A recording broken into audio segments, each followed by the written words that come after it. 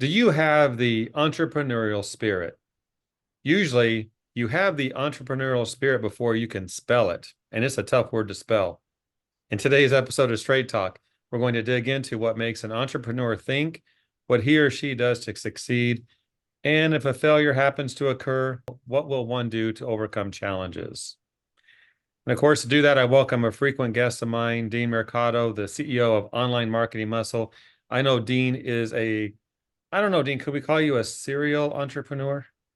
Yeah, somewhat, I guess. Yeah. Yeah, you've done a few businesses here and there. A few, yes. All right. I love today's topic, Dean. We're going to get into, and you're going to outline what these are. The DNA of success, 5 key traits of entrepreneurial leaders. So I think we could probably figure out a couple of them, but you've got five, and I can't wait to Hmm. hear what they are. Sure.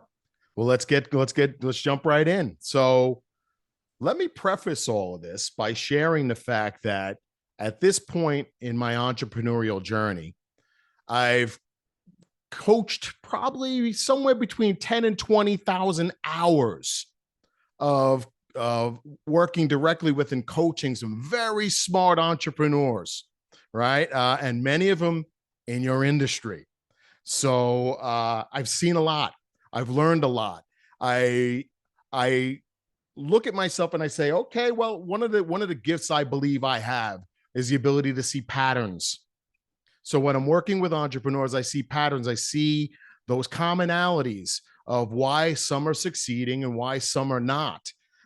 Which characteristics or traits, common traits, make it a little easier for some than others, right? So here's our five. With that being said, the first and biggest one is that particular entrepreneur needs to be a visionary who thinks big, a visionary who thinks big. And we all probably can, if I asked you, name a visionary that, all of us might have somebody that comes to mind. For many, it's people like Steve Jobs, right? There was an example of a visionary who thought enormously big, right? And helped birth basically a whole industry in itself, right? So that visionary who thinks big, I'll often tell the CEO of the company when they say when they're unsure of what they're supposed to be doing, being a visionary and creating that vision for your business is your number one priority as a CEO of a business, as an entrepreneur. You've got to point the direction so that everybody who's working with you and around you knows exactly where they're going and why. When they can see the vision, it makes life and business a heck of a lot easier. So that visionary who thinks big is my number one. Number two, I would say this one has to do with once they know where they're going and they're pointing there, they take massive focused action towards getting there. They don't tend to play around in the weeds a lot. They go after what they want to go after, and they go after it in a big way. They get the plans down. They're not afraid to do proper planning. They go right after it. So if we look at concepts that you've probably heard of, like the 80-20 rule, they go after the 20% that's getting them 80% of their result. And they're hard pressed focused on that all the time. Everything else is a nice to have, right? So when we look at the need to have items, they're massive. They go right after it. They're on top of it. And they're making sure that everybody with them and around them is going after the correct things as well. So taking that focused, massive action is huge. Is a huge characteristic trait. Now, third one, leverage. They know how to get leverage on their business and leverage on their people. Leverage is a concept that's near and dear to our methodology called Clone the Owner, where we get into different kinds of leverage that an entrepreneur or a CEO or an owner needs to use in their business. Two big such areas are areas like automation, right? And then delegation. These are two big ones. And we bring into that a decision framework that says everything that comes across your plate, you're doing one of three things. You're either, first thing you say is, do I really need to be doing this in the first place? Can I eliminate it? So eliminate is your first in that decision framework. The second one, If I can't eliminate it, can I automate it? Right? Let's get the robots to do it for us, right? So to speak. And then the third is, can I delegate it? Now, here's the problem. If you can't land it in one of those three things, guess who gets stuck doing it? You get stuck doing it. So as that forward thinking entrepreneur that you are, you ought to be looking at, how do I get this done? Right? Who can do this for me? Not how do I get it done? Great book by a man named Dan Sullivan, master coach Dan Sullivan, who wrote that book. Phenomenal, right? And that's what you should be thinking. Who can do this for me? So if I can't eliminate it, can I automate? Can I delegate? So if I'm automating, I get my techie guy to do it for me. Let them automate it for me, right? If I can't, who on my team can do it? So that's a big, big, big, big one. That concept of leverage. You need to be looking for that everywhere in your business. Now, fourth one. Some people say I'm afflicted with this one in a big way. Passion. Passion that oozes out of every pore that you have. You know, when you live, love, and breathe this stuff, and everybody around you can clearly tell that it emanates from you, and that you wholeheartedly believe with every part of your being that what you're doing is what you should be doing, and that it's right and it's just and it's exactly what should be happening right now. And everybody would be crazy not to buy it from you. When you truly feel that way, the passion is oozing from you in that way, your business is going to do pretty well, right? People pick up on that and they like it. It's an attractive trait that brings people toward you. It's an attractor, not a repellent, right? So that's a biggie. And the fifth and final is one that came out of my book, The Mind Stretch, back here. And it's one that I call palm tree tenacity. So they exude palm tree tenacity. You can bend them, but you can't break them. These kind of entrepreneurs, they're tough to the core, right? There is nothing you're going to throw at them that's going to take them down. They will fight through everything. They could take a punch and they can give a punch, whatever it takes to get it done. That palm tree tenacity, you can bend, but never break. So that's my fifth. So real quick, let's recap. We got the visionary who thinks big, right? We take focused, massive action. Number two. Number three, we master the concept of leverage. Number four, we have that infectious passion that everybody around us loves it and they want to be around us because of it. And the fifth, they exude that palm tree tenacity. Now, the question I have for everybody, is that you? And if it's not, what has to happen in order for it to be you? Question. So, Jeff, what do you think? Oh man, I've got a few questions, Dean. So I love those five, and that last one is powerful. It Never is. give up. That's right. Unstoppable is a Unstoppable. word we use all the time. Okay. Right? So my first question, let me think. This spirit, can you learn it? Can you train for it, or are you born with it? That's a great question, actually. And that could be something we can argue and debate for days. Now, I'll often question people if they're in a business that they're not passionate about. Why? Why are you in that business? Find something that you can connect to, even if it's just you like the profitability that type of business brings to you. But for most of us, most entrepreneurs step into a business because it's something they like or they know how to do. They enjoy it. That's why they get involved in it in the first place. In the cleaning industry per se, many of the people who end up starting these cleaning companies were rock star cleaners in their own right. They love seeing a place sparkle.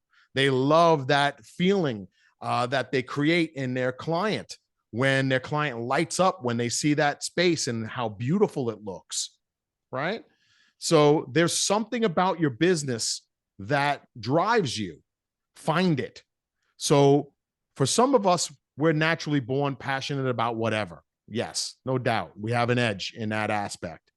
But I do feel that whatever you're going to do, you should be emotionally attached to it. Because if you're not, your business is going to be it'll be so, and people pick up on your vibe. Why do you do what you do? And maybe that's just something you do a little brainstorm with yourself. Sit down and meditate on that one. Why am I doing this? What do I love about this business? Is it the people that I get to do this for? Is it the people I get to do this with? Is it the profitability of the company? Is it the type of service?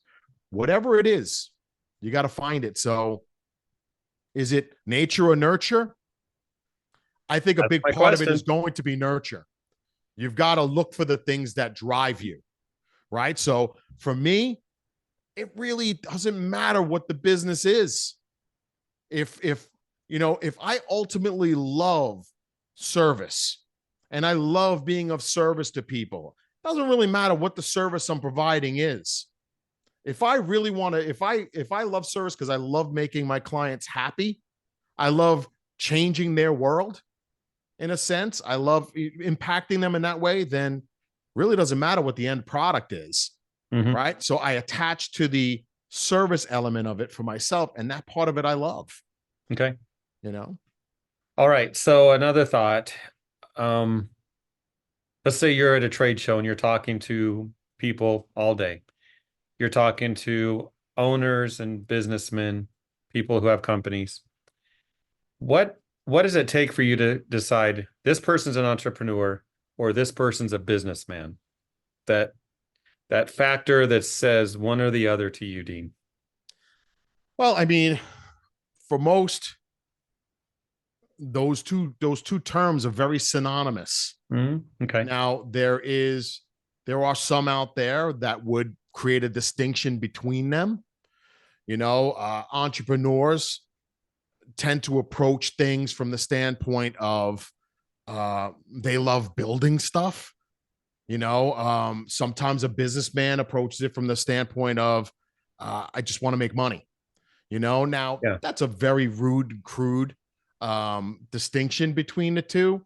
Uh, I don't know if I would distinguish between them in any way.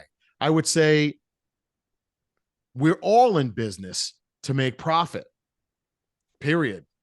So whether you want to call yourself an entrepreneur or you want to call yourself a businessman, some people will define it by an entrepreneur, somebody who's built more than one thing, and runs multiple things at a time. And a businessman just does their thing and makes their money. I So don't know. I don't know a straight answer to that one, no, Jeff, that's but fine. But here's the yeah, thing, Dean. I had a conversation at a trade show with somebody, and a fun topic came up. What if you won the lottery? Would you walk away from your job, or what would you do? And the person says, I would take the money and probably buy franchises, like transfer assets sure. into a business, and it would be a transaction. To me, that's a businessman. An Yeah, it can entrepreneur be, to but you me could is also someone who might take that money and say, what can I make? What can I build? cool. Oh, That's a good distinction. I mean, yeah. you could certainly run with that, no doubt. Hmm. Um, I mean, to me, I could also say that guy's an entrepreneur, Okay. because it could be any franchise. What's the franchise you want? It really doesn't matter to an entrepreneur. An entrepreneur looks at something and says, "Can I make money doing it?" Yeah, But so does true. a businessman, right? So, I mean, it's a very, very fine and gray line between the two. So much so that I don't call myself either, or I call myself both. Yeah, I'm a businessman, but I'm also an entrepreneur. Well, Dean, going to your five key traits, your descriptions of those were powerful. Yeah. Oh, no To doubt. me, to me, that's an entrepreneur. I think anyone can be a businessman if they just own something, but to really own it and do something with it, your five key traits were right on. So great. So, with that definition and that clarification, what I would suggest to everybody listening would be to follow these 5 traits and call yourself an entrepreneur. Because without these 5, that businessman in that type of a definition may or may not see success. If they're not emanating a vibe of passion and for what they're doing, everybody around them is going to pick up on it. They're going to have a harder time finding the talent, attracting talent to their team. They're going to have a hard time finding the better clients. Let's face it, everyone wants to be around the perceived winner. right? So if an entrepreneur is defined by these 5 traits, then yeah, you better be an entrepreneur because the businessman or the businesswoman out there, good luck, Mhm. right? You may struggle a little bit. Yeah. It's you mentioned this too in a way about failure. So an entrepreneur, from what you've described, and correct me if I'm wrong, is someone who's not going to fail. I mean, technically a business could go under or go away, but Right. then that entrepreneur is going to do something else. So he never really fails. He just moves on. Where a Correct. businessman could fail and then get a job. Like I'm Yeah. done. Oh, absolutely. Okay. Yeah. Another great distinction. I like that one too. Mhm. Most certainly. In my neck of the woods, I'll say fail forward fast. That's what we do as entrepreneurs. We fail forward very quickly, and we don't let that dissuade us from continuing to move forward. Our feet are always moving forward, no matter what. So even if we get knocked on our rear end, we get right back up, and our feet are still moving in that direction. Even when we're knocked down, our brain is still moving forward. That's just the way a healthy entrepreneur thinks. They're unstoppable, right? The palm tree tenacity there. It's in their DNA. It is. There is no other option. Like at this point, I've worked in corporate America. At this point, Jeff, I'm unemployable. So if I was a businessman and I failed and that would stop me, that would be really unfortunate for me and my family because we wouldn't eat very well, and I do like to eat a little bit. So, from that standpoint, as an entrepreneur, we fail forward very fast and we can course correct very quickly. We're very agile. We're very nimble, so there's not much that's going to stop us, and not if we can help it anyway. Mhm. So Well, I've loved this topic, Dean. Thank you for this. And for those watching, no matter if you're an entrepreneur or a businessman, be a success. absolutely, I second that.